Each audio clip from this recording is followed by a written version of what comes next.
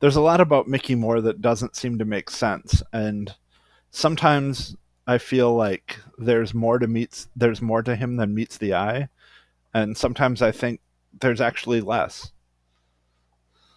Yeah, I think he's doing it for attention, and I'm very ashamed that we did this episode giving him attention, Jason. At the end, I'm going to get very depressed and sad that we spent 70 minutes talking about Mickey Moore on your birthday week. You forced us to do this. Yet again, that is the greatest birthday gift I could receive. We're rolling. We're rolling.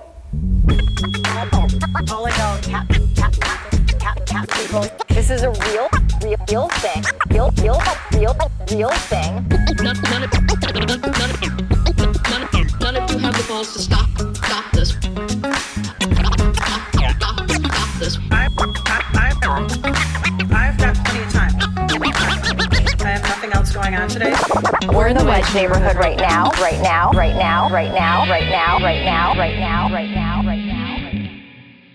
This is the Wedge Life podcast. I'm your host, John Edwards. My guests today are Taylor and Jason Garcia, both returning co-hosts, returning guests. Are you co-hosts or guests? I think in this context, I'm a co-host and Taylor is the guest. Sounds like a guest. Okay, Yeah. I'll redo the introduction then. Taylor, investigative reporter Taylor. Yes. Is our guest, joining me, John Edwards, and Jason Garcia for a special Mickey Moore edition of the Wedge Live podcast. I made sure that I told Jason I was going to make it clear to the audience I didn't want to do this episode at all. Mickey Moore is not worth our time.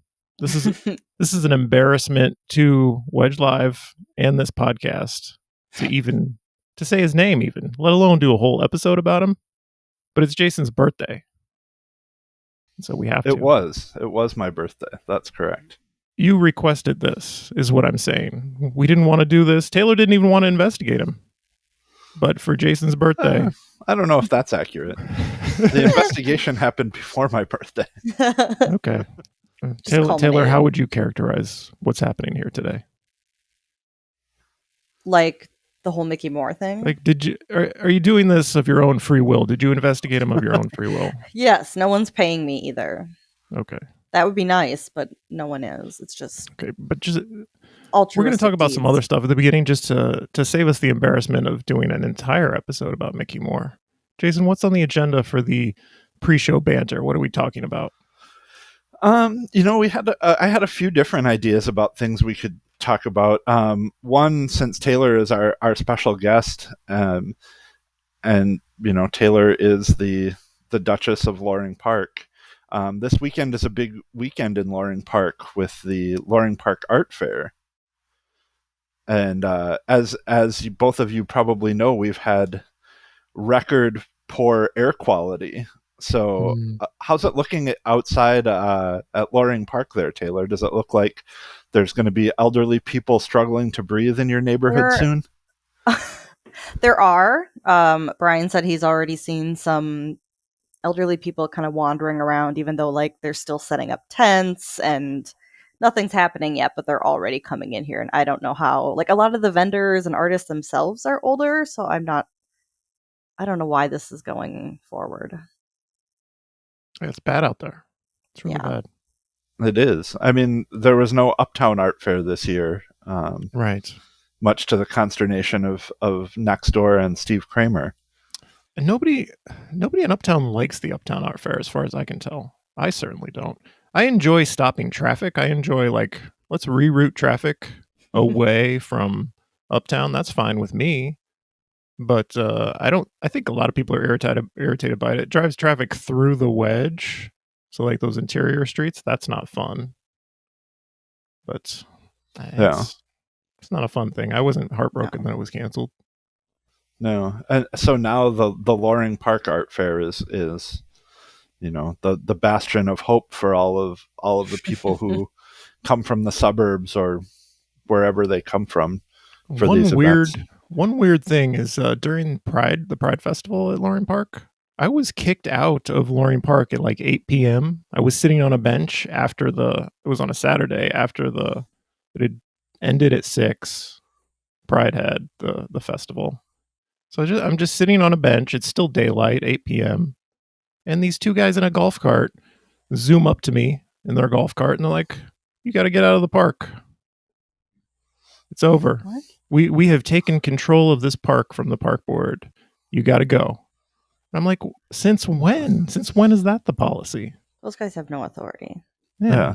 And Did so I you talked to him for a while. I said, "Where is it posted that we need to get out of the park? Where is this posted?" And they had no answer for that. Eventually we left, but so I talked to a few park commissioners and like they have never heard of this either. Wow. do you suspect that these were some of Taylor's arch nemesis's goons that Jana sent out there? Oh. Are there goons? I mean, She's knows? got him on the internet. that's true. I think they were working for Pride. I just think they were overstepping their authority.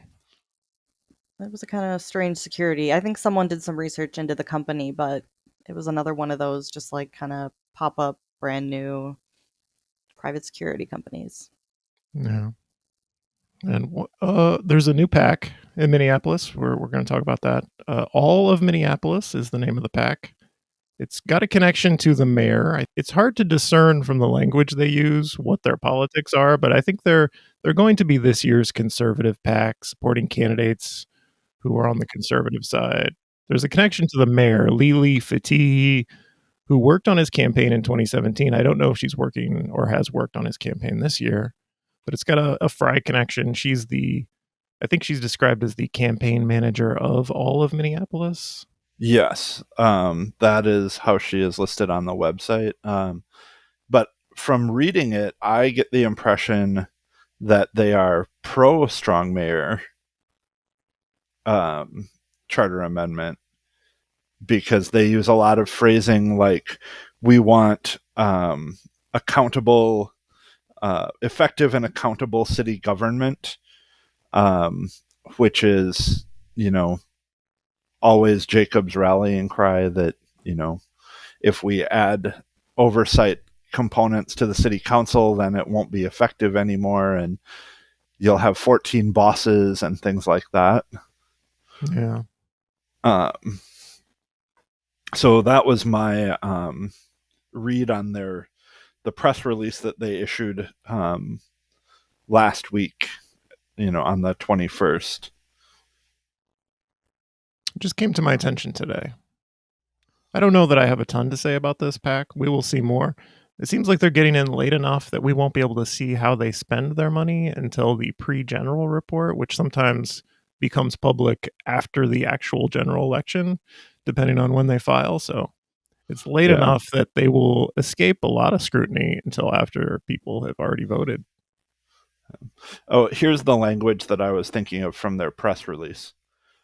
All of Minneapolis will endorse and support candidates that share its vision of a collaborative, solutions-oriented approach to the city's top challenges. It will encourage voters to vote no on the ballot question to amend the city charter to eliminate the Minneapolis Police Department, favoring, instead, deep structural reforms to police training and accountability, etc., etc. Yeah. Then all of Minneapolis also supports the charter amendment to revamp city governance and put it in line with every other major city in the country. This includes St. Paul, which dropped a system like Minneapolis's 50 years ago when voters grew tired of dysfunction and infighting in City Hall. Yeah. So you can see that they're using the Jacob Fry argument that the charter amendment will destroy the police department and, that they need to align more power in the mayor's office and less in the city council. So it would be one thing if other cities are just doing great and Minneapolis is this outlier, but as far as I can tell, other cities are having problems too. And we have had a strong mayor when it comes to police. We have a strong mayor when it comes to police, Jason, right? You know that. It's true. Taylor, mean- you know that. Oh yeah. Our So- system is such that we have a strong mayor. The reality of such is not so clear. Right. Weak mayor and a strong mayor system. So, as a solution to our public safety issues, as a solution to what happened last May with the police killing George Floyd and the generations of corruption and abuse from MPD before that, changing to a strong mayor system is not applicable to MPD. We already have one. He's as strong as he can be. We've still got these problems. And it's being sold, strong mayor is being sold dishonestly to people as a way to address public safety. It's simply not the case. It's a power grab. And the business community loves it, and they're going to get behind it and spend a lot of money trying to concentrate power in the mayor's office. Yeah, absolutely. I mean, from their perspective, it's much easier to just shovel money toward one person to get the results that you are looking for, as opposed to having to try to engage with and shovel money toward 15 people. Do we have anything to say about the Yes for Minneapolis Charter Amendment lawsuit, which I'm just finding out about today? When did this come out, Jason? I just saw it earlier today as well. Okay. Do you know the details? Because I can't speak intelligently about this. Oh, just about this? Yeah, why are they suing, for example? Basically, the thrust of the lawsuit is that because the city council voted to add the explanatory note to the charter amendment, that will prejudice people against it, that it will look so different than everything else that's on the ballot that people will either ignore it because they don't want to read that much, or they may be misled when they see some of the language that could be taken as implying that it will get rid of the police department. Yeah, and I think the explanatory notes are new for this year when it comes to charter amendments, and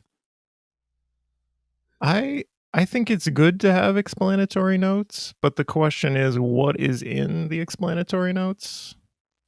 Yeah, and that's it's listed in the filing itself.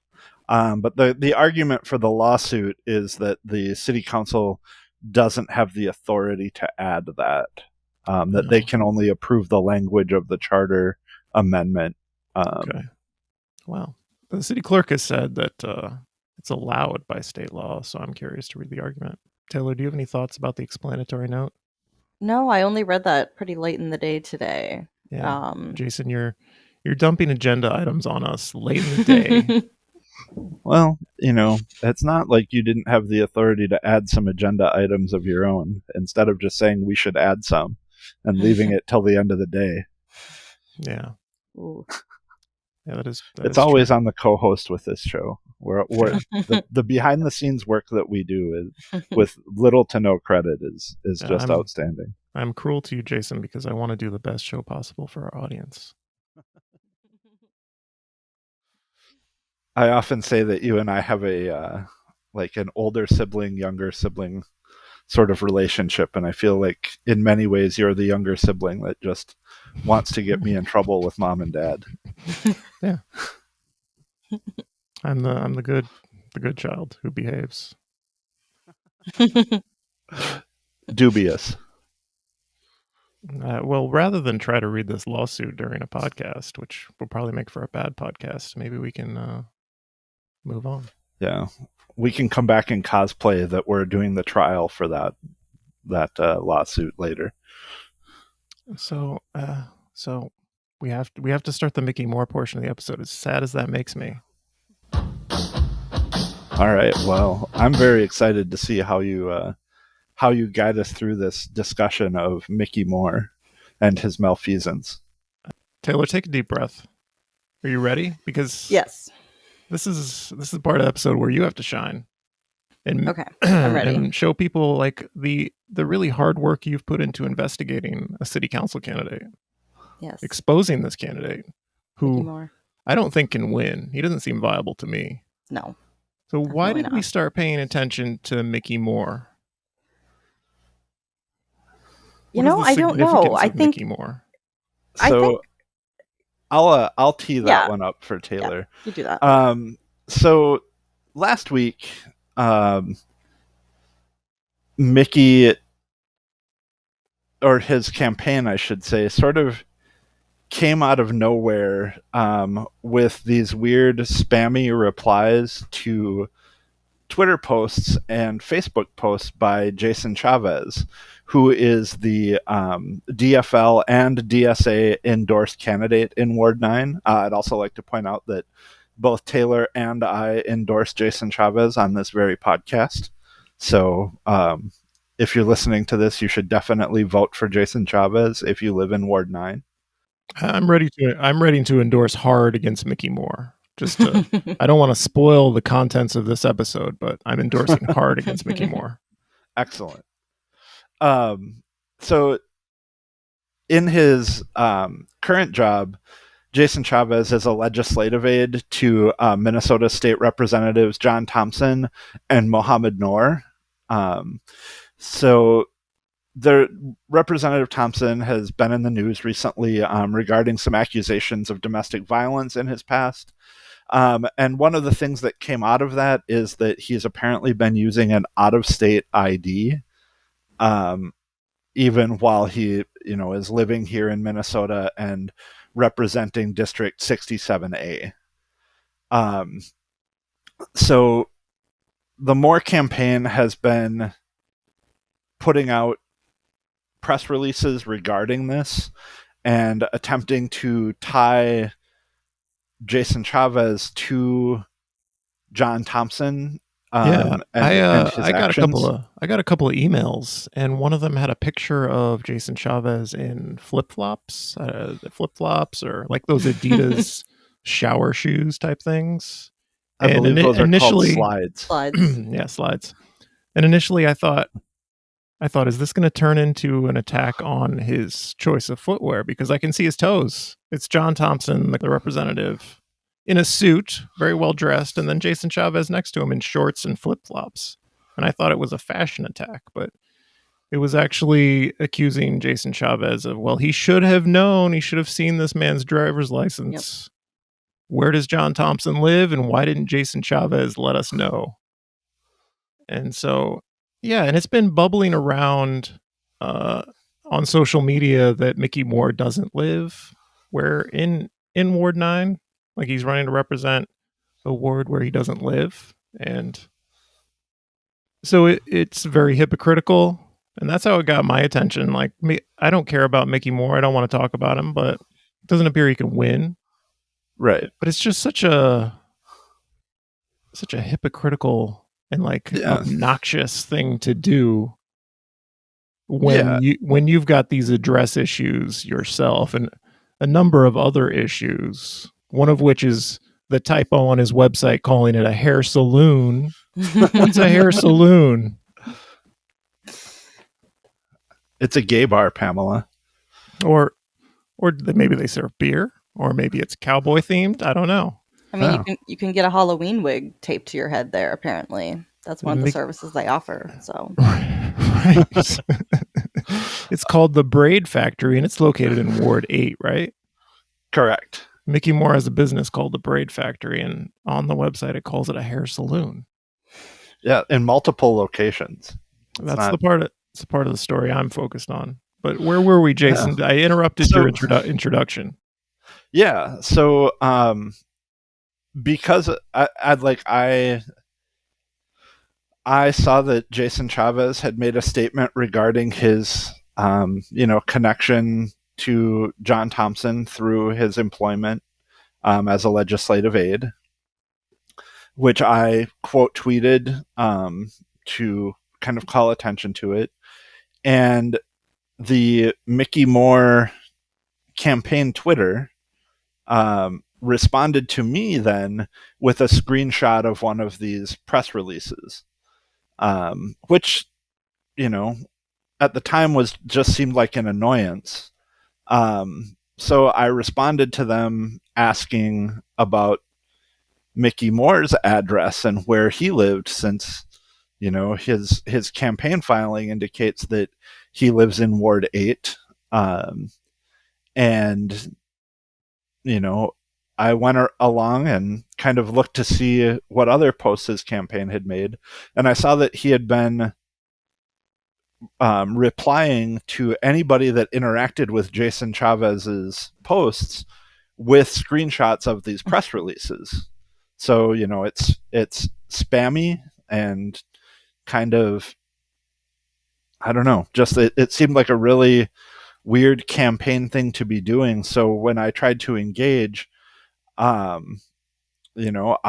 responded by asking about Mickey Moore's address, and I posted a screenshot of his campaign filing, which then ended up getting me a 12-hour Twitter timeout because his campaign reported it as sharing private information. And the same thing happened to me. I tweeted a screenshot of that campaign filing with Hennepin County, which is something you can access just on Hennepin County's campaign finance website, and I linked to it.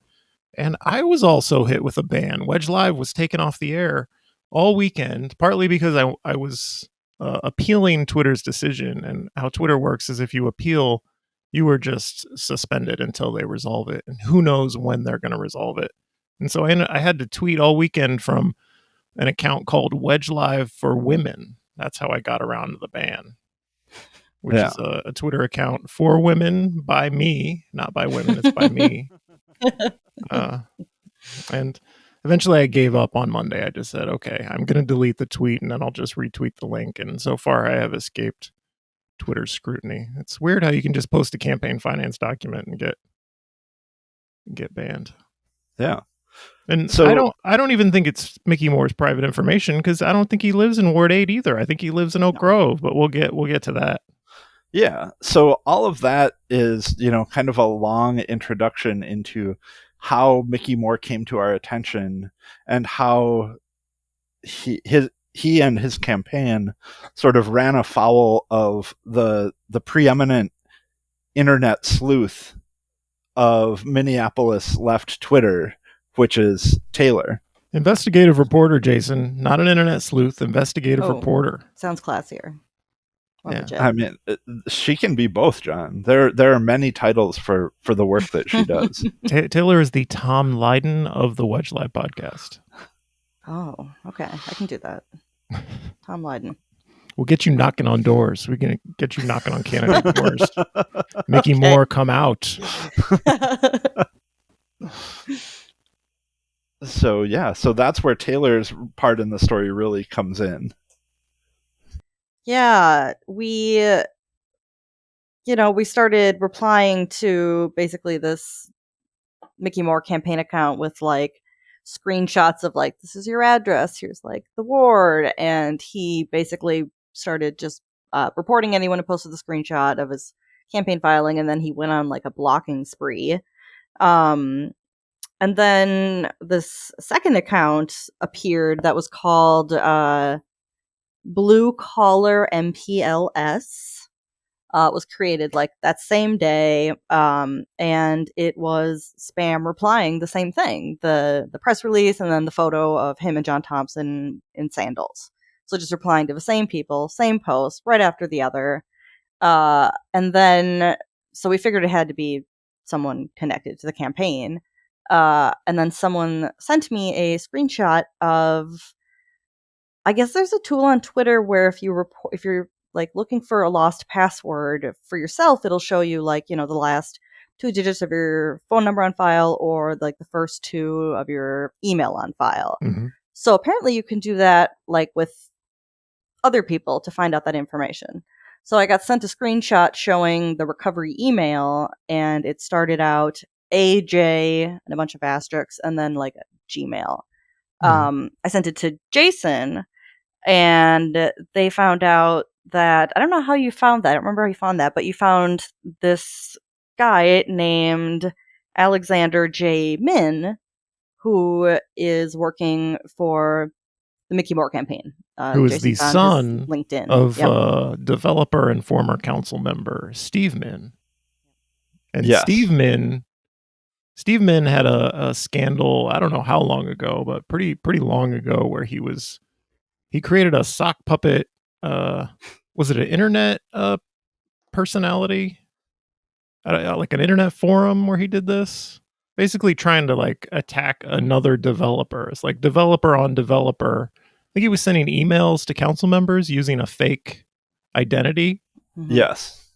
So it's reminiscent of what, it's alleged that Alexander, the son and campaign manager of Mickey Moore, is doing right now, creating a bunch of fake identities on Twitter to like spam these attacks on Jason Chavez, who Mickey Moore is running against in Ward 9.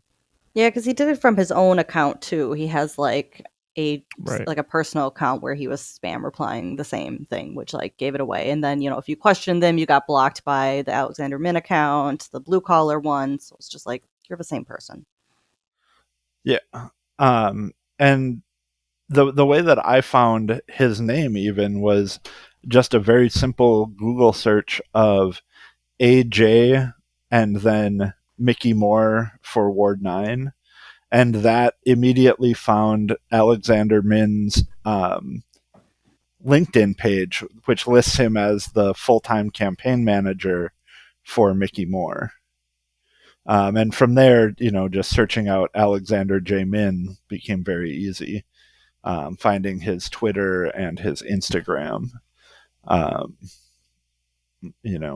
then, that was when we made the connection to Steve Min, not to be confused with Steve Wynn, the 1970s casino developer in Las Vegas, which would have been way more cool.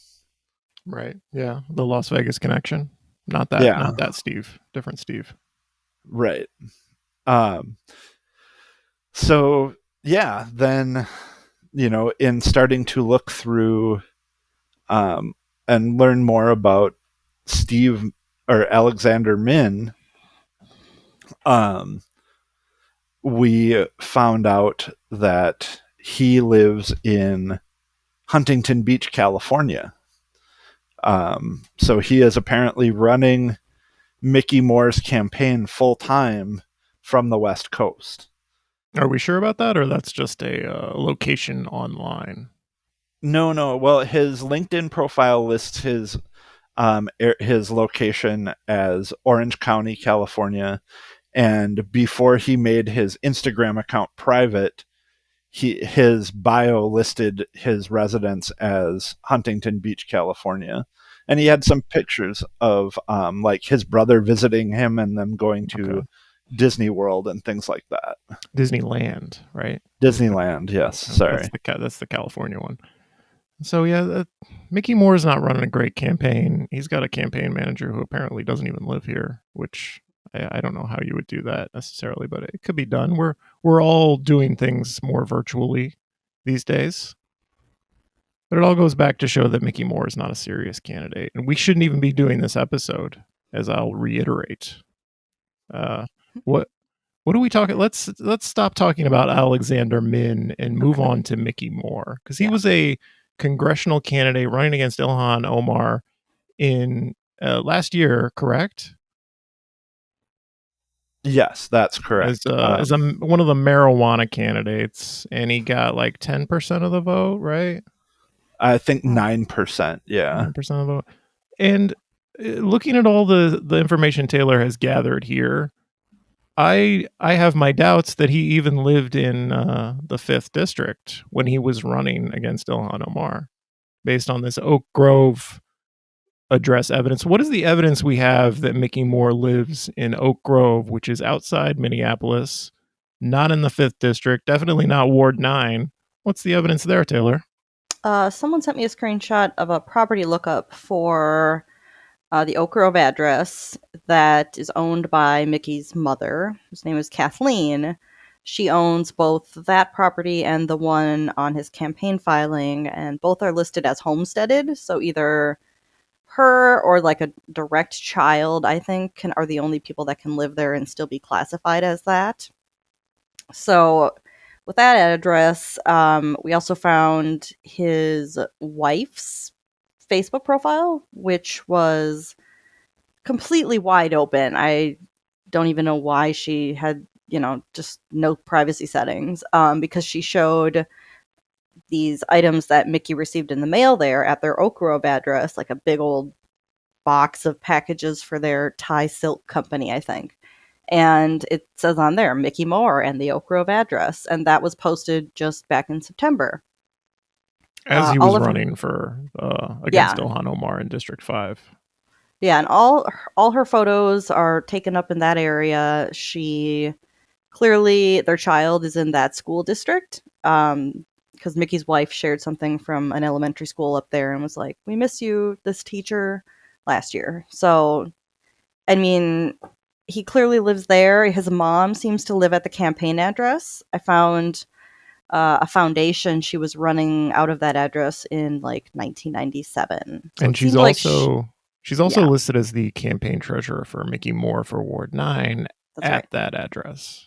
Yep. At the Ward 8 address that Mickey claims is where he lives. And since both of them are homesteaded, there must be close Mickey Moore relatives, close Morehouse family relatives at both addresses. So if Kathleen is at the Ward 8 address, it seems likely that Mickey is at the Oak Grove address because that's homesteaded as well. And his wife has since made her Facebook pretty private. So, and isn't it the case that the bank, the campaign bank account, is it a bank that is conveniently located near the Oak Grove address and not the Ward 8 address? Yeah, it's up in East Bethel, which is apparently right up there. It's not the Wedge, and it's not Ward 9. No. I've never even heard of Oak Grove. It's pretty far from East Lake Street,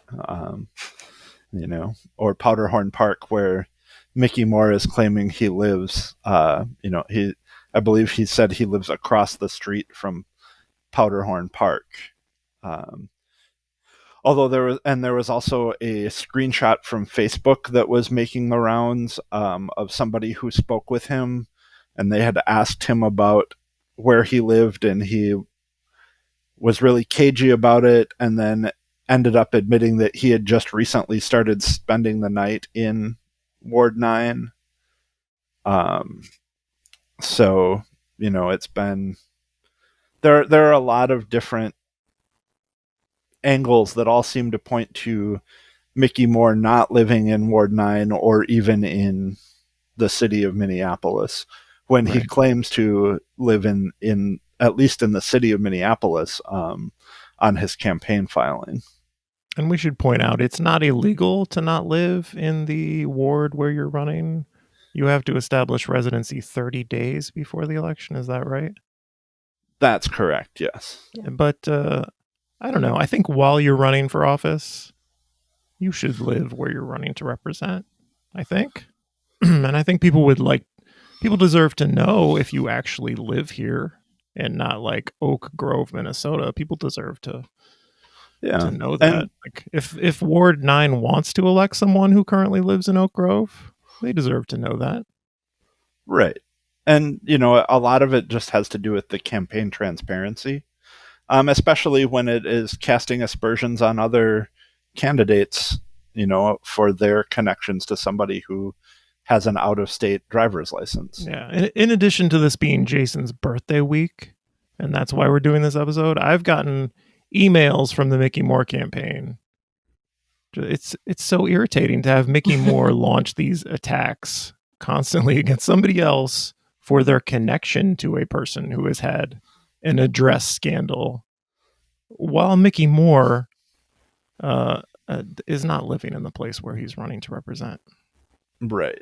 And has misrepresented where he lives. But also, this ties into, when looking back at Mickey Moore's history, when he was a candidate for CD5, running as a legal marijuana now candidate. There were a few articles, one in the Daily from UMN, and one article that Naomi Kritzer had posted on her blog that indicated that he lives part of the year in Thailand. So not not in the city, not in the district, or even in the country. So, he has this history of not really being from where he wants to represent. The Legal Marijuana Now party has also had a history of recruiting candidates to run to sort of siphon votes from Democratic or DFL candidates. Right. There is an article in the Star Tribune about that following last year's elections, regarding a different candidate from the Legal Marijuana Now party who was actually recruited by Republicans to run specifically for the purpose of drawing votes from DFL candidates. So, the fact that is the party under which Mickey Moore ran also makes things a little suspect. And he also had declared his intention to run against Ilhan Omar again in 2022 as a candidate. So, he's got all of these theoretical campaigns that, he may or may not even live in the areas still that he's trying to represent, and maybe lived in an area outside of Ward 5 last year illegally when he was campaigning. Yeah, what Mickey is doing is just like running for things. Any office that's open, he's going to run for it. He's going to become the perennial clown candidate for everything, which is, again, Jason, why I am so embarrassed we're doing this entire episode about Mickey Moore. Can't believe you forced me into this. Yeah, I mean, I can. It's your chagrin is much to my amusement. So the fact that you get to talk about Mickey Moore with us is probably the best birthday present I could have hoped for from you this year. I hate it. I hate it all. Go ahead. I'm looking. There's such a long list of the case against Mickey Moore, the clown candidate. Where do we go to next? What? Well, one of the things to again refer back to this Legal Marijuana Now candidacy that he has on his campaign website for Ward 9. He lists the Legal Marijuana Now party candidate as someone who has endorsed him. However, if you look at their website, they don't have any endorsements for anybody in this election cycle. It seems like he's claiming their endorsement based on the fact that he ran for them last year. The evidence here is weak, Jason, because an organization like the Legal Marijuana Now party, or whatever it's called, you could see them forgetting to update their website, right? Right? It's possible, yeah. They might just be missing a whole election cycle here, and they'll come back around in 2022. What I'm more interested in, Taylor, is is it called the League of Minneapolis Homeowners? I want you to spend about 20 minutes outlining the problem. I want to go really deep and detailed into the League of Minneapolis Homeowners. And what's the deal there? Well, it's an opportunity because it doesn't exist. Mm-hmm. So if that's something you want to start, tell us what.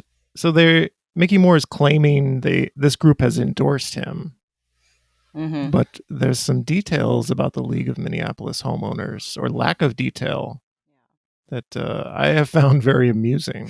It's just like ungoogleable. There's nothing. Right. They have a logo, but if you Google image search the logo, it's a terribly designed logo. It's got the Minneapolis skyline, and then like somebody went in MS Paint and just did some text that says the League of Minneapolis Homeowners, and Mickey Moore slapped it on his website. But you can't Google the group. The name of the group is ungoogleable. You can't image search the logo. It appears not to exist anywhere except as an endorsement for Mickey Moore, which is very suspicious. I follow Minneapolis politics closely, and I would have heard of a group of the name the League of Minneapolis Homeowners. Why haven't they endorsed in other races? Where are they based? What are their values? It sounds like a a wholesome group. But did Mickey Moore just invent this group? Did Alexander Min, master of sock puppets, did he come in and just work up a thing in Photoshop and invent a group? We don't know. It's a mystery.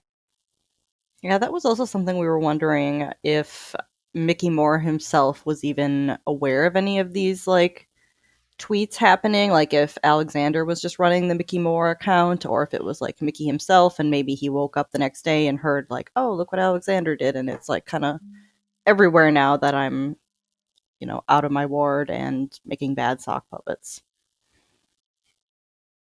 Did we cover the League of Minneapolis Homers? I feel like I dominated that segment. I wanted Taylor to do it, but I don't know anything about them. There's nothing. I mean, I feel like this would be a really good opportunity for you to just throw up the screenshot of the Google search for League of Minneapolis Homeowners.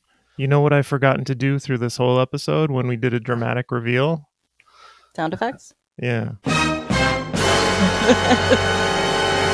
Oh, man. Oh, that's You're going to have to add that in post. I will, but then we won't be able to laugh about it during the. It'll feel very unnatural. Yeah. So, Taylor, just real quickly say, and the League of Minneapolis Homeowners. I don't know how to phrase it, Taylor, but tell us that the League of Minneapolis Homeowners is a fake group that we can't Google. The logo can't be image searched. Just rephrase that in about 10 or 15 seconds, and then I'll play the dramatic music as if we didn't just already go through it. Let's try that. Okay. The League of Minneapolis Homeowners does not exist, and the logo is only appearing on Mickey Moore's website. There we go. Thank you. That makes me feel better. And remind me to use the dramatic sound effects as we go through more revelations. Yeah. So another exciting lowlight, I suppose, from Mickey Moore's endorsement is the fact that he is endorsed by Operation Safety Now, the organization started by Richfield citizen Bill Rodriguez, who also lied about living in Minneapolis. Yeah, another guy with address problems. How come these people who don't live in Minneapolis coming in and trying to tell us how to fix Minneapolis? What's that about? I believe the term is carpetbagger, John. Yeah. I mean, that's... and if you want to get into some of these connections between Operation Safety Now and Ward 9, Bill Rodriguez and Eric Wan from Operation Safety Now have some shady ties to current Ward 9 council member Alondra Cano, which we talked about in our episode with Logan Carroll. So, Operation Safety Now obviously is a pretty well-known pro-police organization who is, finding candidates to support who are always against the charter amendment, yes for Minneapolis, and always in favor of more resources for the MPD, despite their murderous ways. A momentary counterpoint, Jason, to paint Operation Safety Now as this big bad group who's going to come into Minneapolis and enforce military rule, but they can't recruit a candidate better than Mickey Moore. What does that say about their actual power? They're doing a terrible job vetting candidates. That's what I'm saying. Oh, I agree. I feel like one of the themes of this episode should really be that there is a lot of villainous intent that is being executed by bumbling fools. Yeah, and that's why this group, this new PAC, all of Minneapolis, it seems very corporate. The chair of it is a lobbyist. The campaign manager is connected to Jacob Fry. That's where the real money and power will be invested in this election. They're going to spend a lot of money supporting bad things and bad candidates this year. That's a diversion back to Mickey Moore. Yeah, and I wanted to bring that up, that we keep kind of making light of Mickey Moore and joking about how he's not a candidate to be taken seriously. But I think the reason why he is such an important study for us right now is that he is representative of a lot of these candidates that we're seeing in every ward, or not every ward, but most wards, who are sort of popping up, running not particularly effective campaigns, but they're being propped up by someone and they're getting funded by somebody. And certainly these are the types of candidates that Operation Safety Now, All for Minneapolis, and a lot of these conservative PACs that we've seen in the past are going to be channeling their money to. And that's concerning. That's concerning for the democratic process in Minneapolis. As we have ranked choice voting, if their intent is just to flood the field with these conservative pro-police candidates to try to fill up the ranked choices, that is certainly a strategy to try to undermine the electoral system that we have. And fortunately, in the case of Ward 9, there is a really strong candidate in Jason Chavez who is progressive and has a lot of popular support. He got 69% of the vote in the Ward 9 convention. He's endorsed by the DFL and the DSA. He's running a really good campaign. But the fact that there's all of this corporate money and special interest money that is sort of pooling against him is something that we should be paying attention to.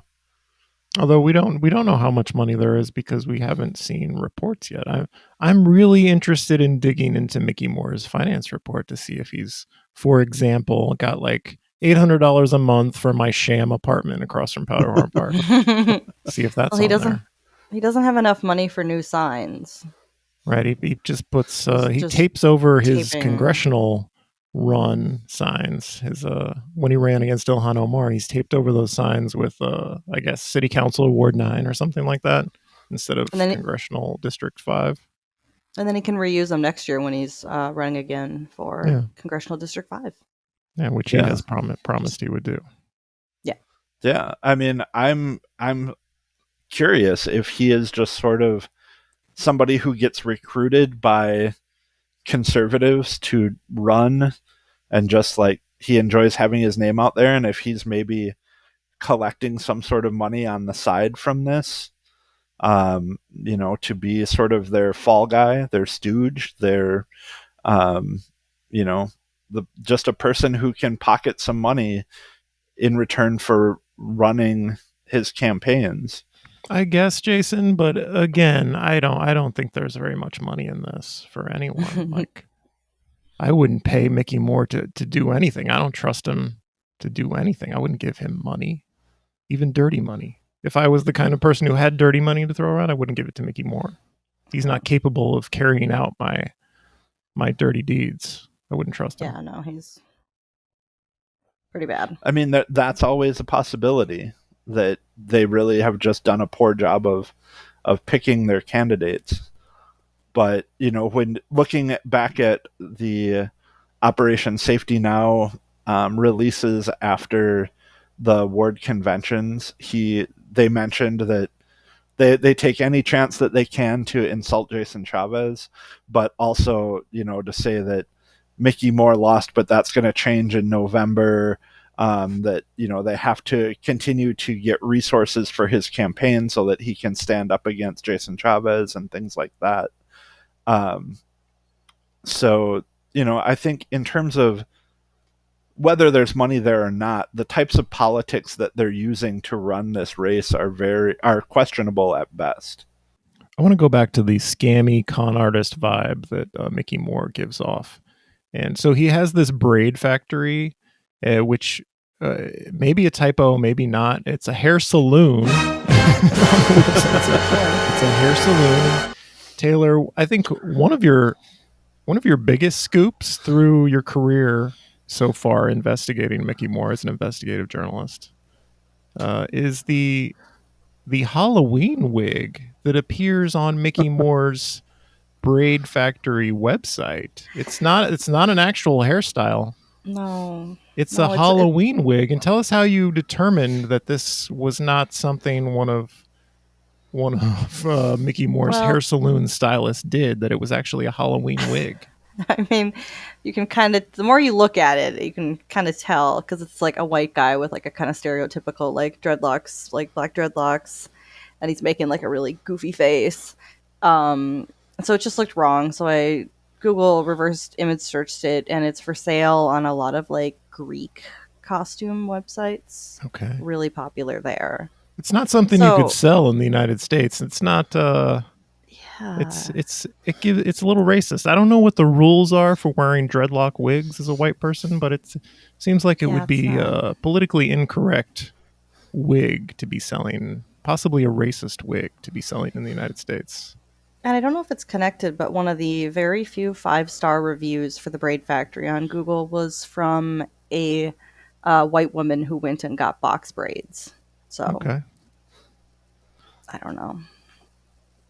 The place, I'm honestly shocked to find that it was like a business, because I've been by there a couple times and it honestly just looks closed. I've never seen like anybody go in or out.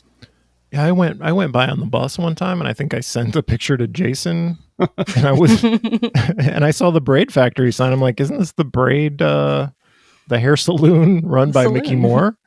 And Jason was like, well, how did you guess? There's a big Mickey Moore sign there.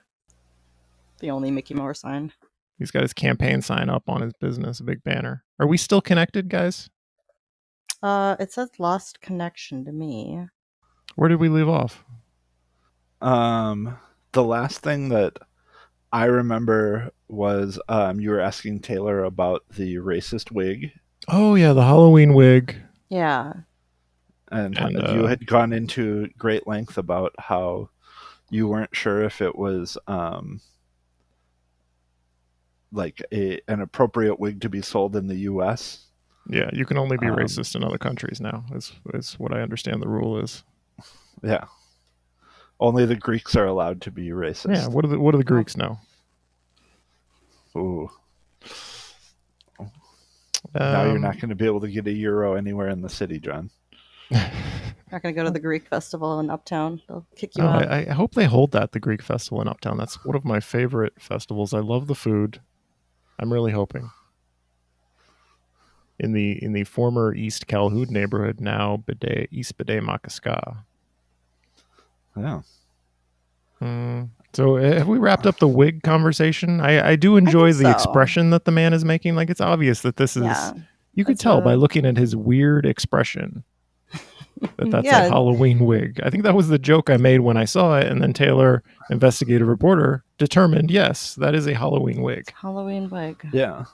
But this is what a professional braiding saloon is advertising as one of their available hairstyles. Yeah, if you really were running a hair saloon, would you put that picture on your website? I cut my own hair, and I know that that's not a real hairstyle. That is a Halloween Yeah. wig. It's like they were just Googling dreadlocks and saving whatever pictures, but not even looking at Yeah. them. Mickey Just Moore is uploading. he's gonna scam you. Imagine letting this person anywhere near a council member's office. Yeah. I mean, that's For the your irony. your right? own sake, Mickey Moore, drop out, because you could get elected and end up going to jail. We know you're a scam artist. Yeah. Yeah. I mean, the irony is that he points to his business expertise as the reason that he should be running or should be elected. And that is, the visual representation of his expertise Yeah. is this incredibly poor website. Yeah, the hair saloon selling the Halloween wig does not inspire confidence. That's what you do for a living, Mickey. We don't think you should get into council membering. That's Yeah, stick with the hair saloon. exactly. One of the other weird endorsements that he has is from Cup Foods. Yeah, why are we doing endorsements from Cup Foods? hmm How do you Yeah. acquire that endorsement? It's not even in Ward 9. What is the political ideology of Cup Foods? I mean, apparently based on reading their endorsement of him, it's that he is another small business owner who understands what it's like to own a small business and be successful at it. I'm not sure why, given the fact that they are tied so heavily to the murder of George Floyd by the Minneapolis Police Department, why you would want to be connected with them in any way in this election year. Or why Cup Foods would want to like insert themselves into politics. I don't know. Although I suppose given the League of Minneapolis Homeowners, maybe this is just a totally manufactured endorsement. We should check this out. I'm imagining Mickey going to 38th in Chicago, going into Cup Foods, having a conversation and thinking, well, they were nice. I guess I'll put that on my page as an endorsement. He also has maybe they have no idea. Yeah. He also has the coveted Tom Hoke endorsement. Oh, really? Yeah. Yeah. Don That's Samuels, a scandal Tom for Hoke. Tom Hoke. That is a scandal for Tom Hoke. Again, Can you throw up your Venn diagram with the sound effect right here? And again, I come back to vetting your candidates. Like I'm not going to say every candidate on the left is great this year, but there is a huge quality difference in the jackasses that are running on the conservative side and the people running on the left. And yet we've got to hear about let's put the adults in charge. Like, you're the ones running around endorsing people like Mickey Moore and like Victor Martinez, this womb to the tomb guy. Or even Mike Winter now running for mayor and filming his videos in Shakopee and another residency issue. I really doubt Mike Winter is going to get any endorsements. Let's not be so cruel to Minneapolis conservatives by saying that Mike Winter is one of them. We have no idea. Maybe he'll get the League of Minneapolis Homeowners endorsement. He could, yeah. Well, they can't say they didn't endorse him because they don't exist. So just slap that logo on your website, Mike. Yeah, I mean, maybe this is a real opportunity for us to form our own group, and we can steal back the name, the League of Minneapolis Homeowners.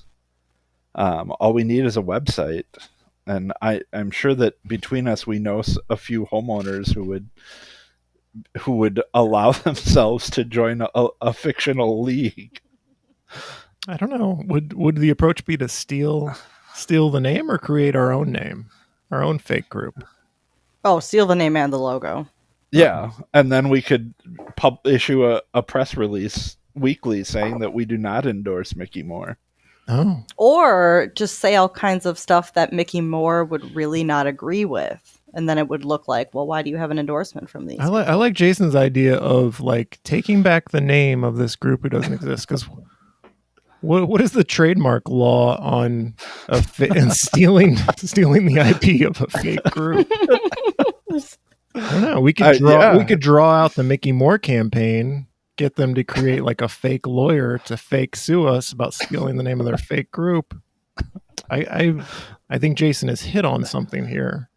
Create a website, take the logo, take the name, and draw out these people, get them to sue you for stealing their stuff. Yeah. That could be ill-conceived on my part. I don't know. We should consult a lawyer. I don't think Jason wants to get sued right now. I'll take the bullet. I mean, I'm assuming that John, with all of his expertise in IP law right now, will be our subject matter expert in this field. And I don't know. It just occurs to me that you can't steal from a fake group. Right. Exactly. All they have is a logo. They don't have anything, That's like we should probably cut all of this so that when we launch this website, it comes as a complete surprise to the Mickey Moore campaign. Although it's, I can hold the release of this part of the episode. It's entertaining me. I feel like it would entertain the audience. Are you really going to do it, Jason? I was assuming you would. You're the web guy. I'm not going to do it. I'm not going to waste my time on this. But I think the idea is great. Yeah. It's I've spent the enough time on Mickey the Moore. perfect trap. You'd have Alexander Min creating sock puppet accounts, demanding that we take down the website. That's right. He made a new sock puppet account just a couple days ago. That's like Jason will burn it down or something, but he's Right. spelling Jason's last name wrong in the image that he keeps spam posting everyone. So Yeah. again, Yeah. It's a bad sign when your campaign manager is creating a series of sock puppet accounts on Twitter. That's not the way to win. no. No. And, all of this kind of brings up the point that are they even really trying to win? Is this just, something that they're doing because they can? Because even myself, with having limited access to resources and the things that you would assume a campaign endorsed by the likes of Operation Safety Now and Tom Hoke would have, if this is the best they can manage, it just seems like, I don't know. Maybe it is a joke. Maybe we're missing the punchline here.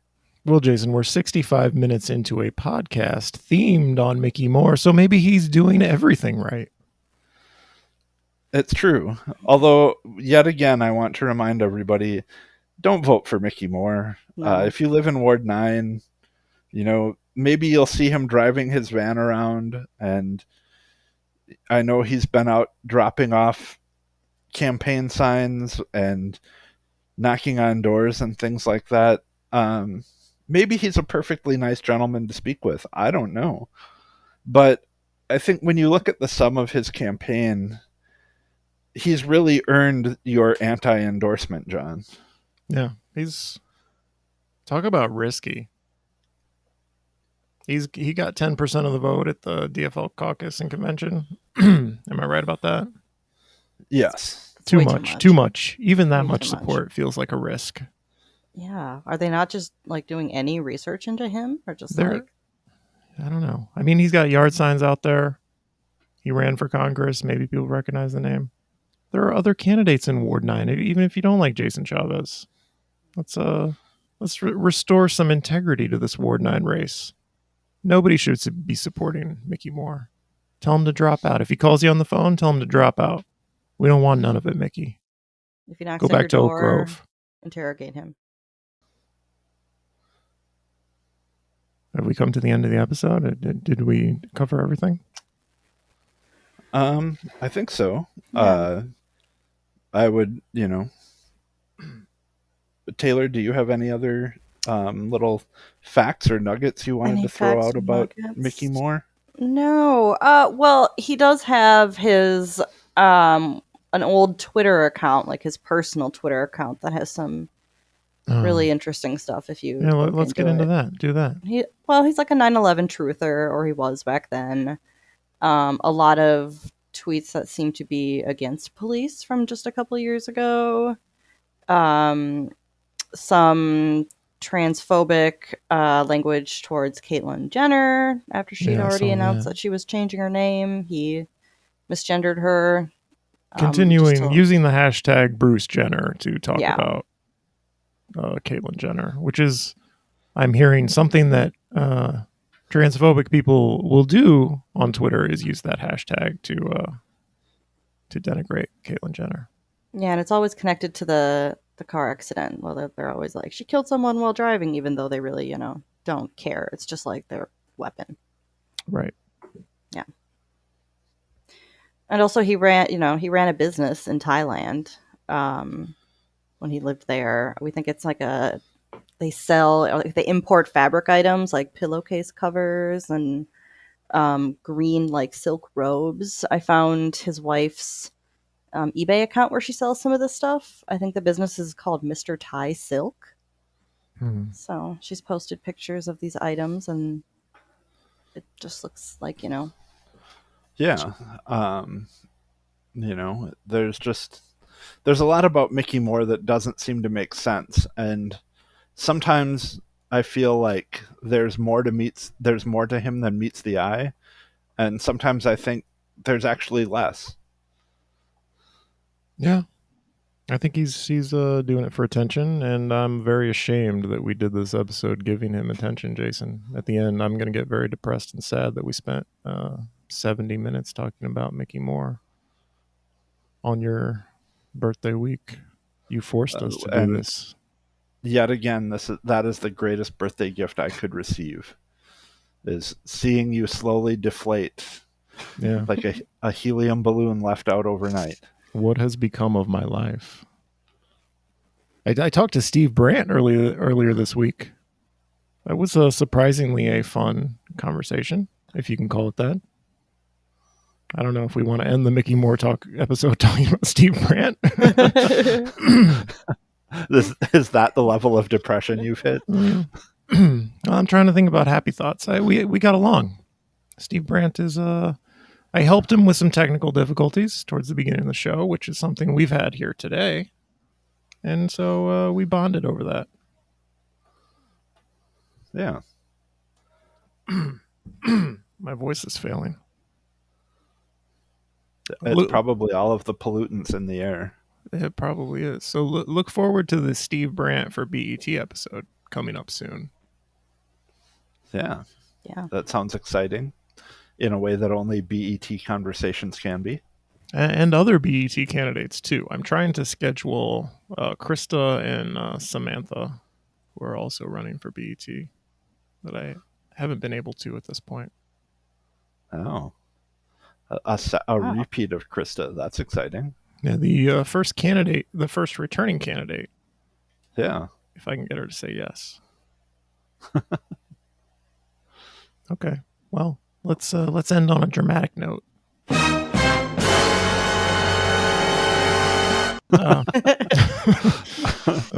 Thank you to my guest, Jason Garcia. No, my co-host, Jason Garcia. My guest, investigative reporter Taylor Dolan. I'm sorry about my voice. It's failing. And I'm your host, John Edwards. If you want to support this podcast, and why wouldn't you? Because we just did 70 minutes on Mickey Moore. Go to patreon.com/wedgelive. And thank you all for listening to the show. This is a real thing. Real thing.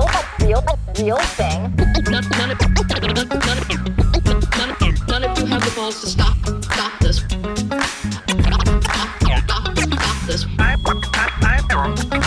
I've got plenty of time. I have nothing else going on today. We're in the Wedge neighborhood right now.